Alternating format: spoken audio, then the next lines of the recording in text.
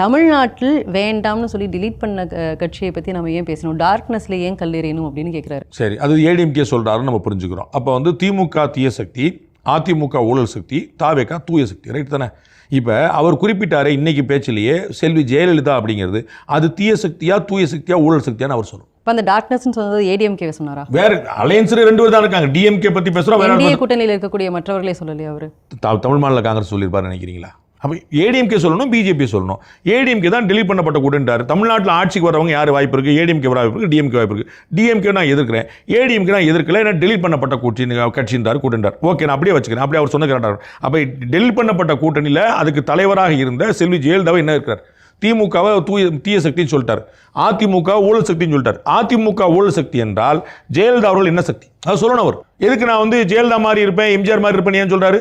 ஜெயலலிதா மேல ஊழல் போயிருக்கேன், அவருடைய நிலைப்பாடு என்ன? செங்கோட்டையன் சொல்லட்டும், விஜய் சொல்லட்டும், ஊழல் சக்திங்கிற லிஸ்ட்ல ஜெயலலிதா வருவாங்களா மாட்டாங்க? சொல்லுங்க, உங்க நிலைப்பாடு என்ன சொல்லியிருக்கீங்களா? இது வரைக்கும் ஒரு கேஸ் இருந்துச்சா இல்லையா? சொல்லுங்க. அப்ப அது என்ன அவர் சொல்லட்டும். அப்ப இது என்ன, இது ஒன்று ஒரு இப்படி ஒரு நிலைப்பாடு, அப்படி ஒரு நிலைப்பாடு.